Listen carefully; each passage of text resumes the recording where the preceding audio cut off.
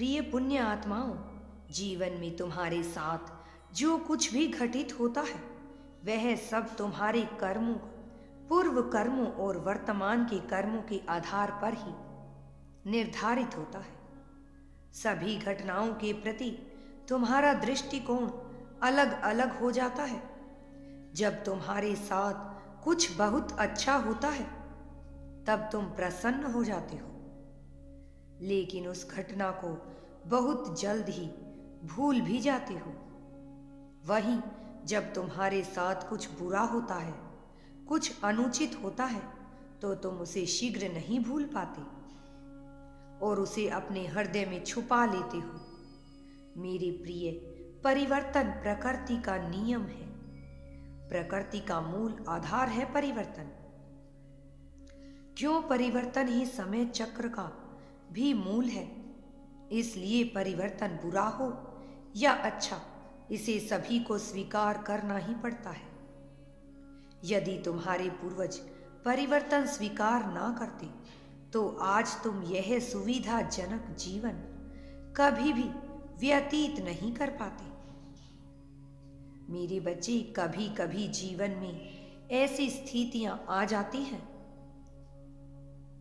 जब परिवर्तन से उत्पन्न विपत्तियों को सहना दुष्कर हो जाता है, दूभर हो जाता है, कठिन हो जाता है, या कुछ समझने अथवा समझाने की शेष ही नहीं रह जाता है। तब तुम्हारा थोड़ा सा धैर्य सब कुछ परिवर्तित कर सकता है मेरी बच्ची। लेकिन उस क्षण तुम यह स्मरण कर लो, ये वक्त भी बीत जाएगा तो उसी क्षण तुम्हें विश्राम की अनुभूति होगी, क्योंकि कभी भी किसी के साथ एक समान परिस्थितियां कभी नहीं रह सकती हैं। स्थितियां बदलती रहती हैं। ना दुख हमेशा साथ रह सकता है और ना ही सुख सदा के लिए ठहर सकता है। मेरे बच्चे, जब भी कोई निर्णय लेना कठिन हो तो उस समय शांत रहना ही उचित होता है। शांत रहना ही सर्वोत्तम उपाय होता है। ऐसी स्थिति में शांत रहकर केवल अपने ऊपर ध्यान लगाना ही सर्वश्रेष्ठ होता है। थोड़ी प्रतीक्षा करना, क्योंकि क्रोध और भावनाओं में आकर लिया गया निर्णय एक अस्थायी निर्णय ही होता है जो तुम्हें जीवन भर दुख देने का कारण बन जाता है। समय कभी भी एक समान नहीं रहता है।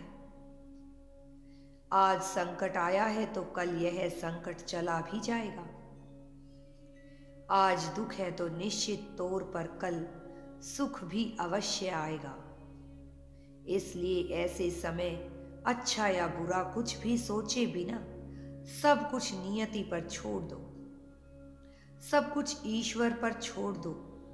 तुम्हारे ऐसा करने के बाद जो निर्णय होगा वही तुम्हारे जीवन का सर्वश्रेष्ठ निर्णय होगा।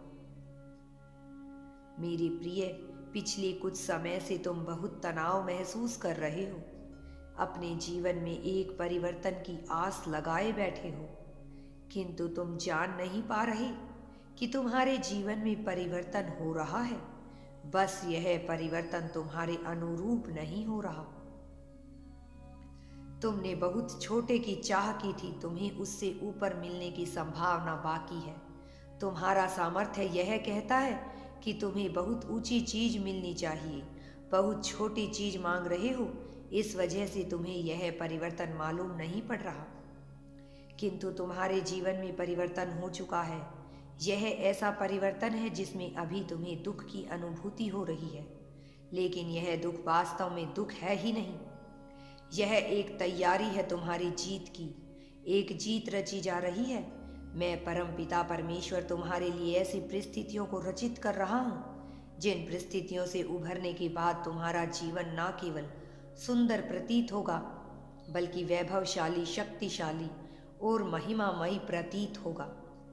तुम्हारे जीवन में प्रेम की भरमार होगी, तुम्हारे जीवन में सौंदर्य की भरमार होगी, तुम्हारे जीवन में संपन्नता और खुशियों की भरमार होगी, धन की भरमार होगी। मेरे प्रिय, तुम्हारे जीवन में धन का आना स्वाभाविक है।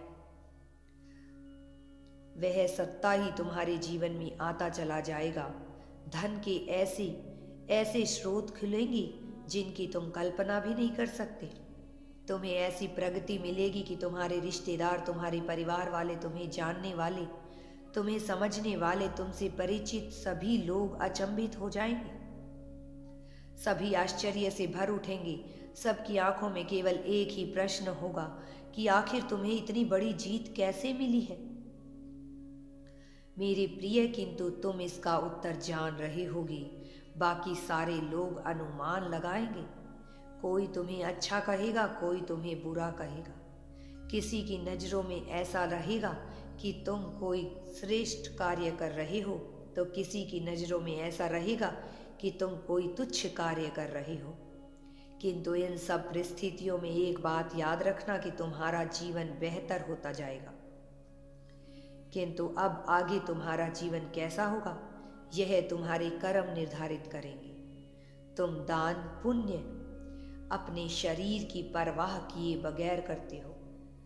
भोग, लालसा, काम, क्रोध चीजों को अपने जीवन में हावी करते हो और सबको कितने प्रतिशत के अनुसार कार्य कराते हो, यह देखना दिलचस्प रहेगा, क्योंकि यही तुम्हारे कर्म तय करेंगे और मिली हुई सफलता तुम्हारे पास कितने समय तक ठहरेगी, यह तुम्हारे विवेक पर निर्भर करेगा।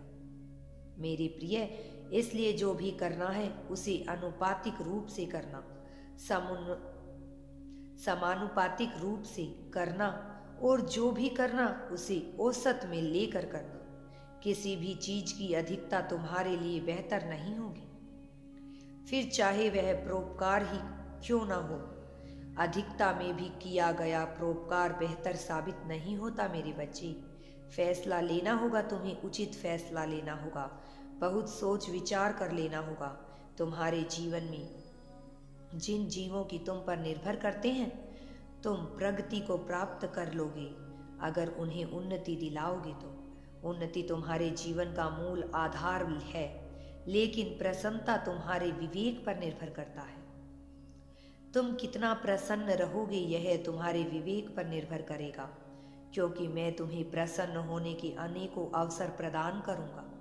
ऐसे अवसर प्रदान करूंगा जब तुम्हें लगेगा कि दुख तुम्हारे जीवन को चारों तरफ से ढक रहा है, दुख तुम्हारे जीवन को ढक कर बैठ गया है। उस क्षण में भी मैं तुम्हें प्रसन्न होने से के बहुत से अवसर दूंगा, क्योंकि तुम्हारा जीवन बेहतर है, तुम्हारा जीवन परोपकारी है, तुम्हारा जीवन सुखमय है, तुम्हारा जीवन लोगों को प्रेरणा देने वाला है। मेरे प्रिय, तुम सामान्य नहीं हो, तुम मान्य से भी श्रेष्ठ हो, तुम विशेष हो। तुम्हें अपनी विशेषता को समझना होगा। आकाश में चाहे घनघोर बादल छा जाएं या कोहरे ने पूरे आकाश को ढक कर रखा हो, परंतु तुम्हारा जीवन मुझसे छुपा नहीं है। मेरे बच्चे, अगर तुम्हें यूनिवर्स पर विश्वास है तो कमेंट में धन्यवाद यूनिवर्स लिखकर चैनल को सब्सक्राइब करो। तुम्हारा कल्याण होगा।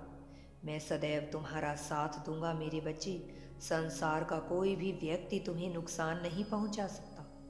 तुम्हारा जीवन सर्वश्रेष्ठ है और मैं सदैव तुम्हारे साथ हूँ। तुम्हें मुझ पर विश्वास करना है, खुद पर विश्वास करना है, प्रकृति पर विश्वास करना है, लोगों पर विश्वास करना है। अगर तुम्हें विश्वास है तो कहो मेरे साथ कि हाँ, मैं तैयार हूँ सब कुछ पाने के लिए।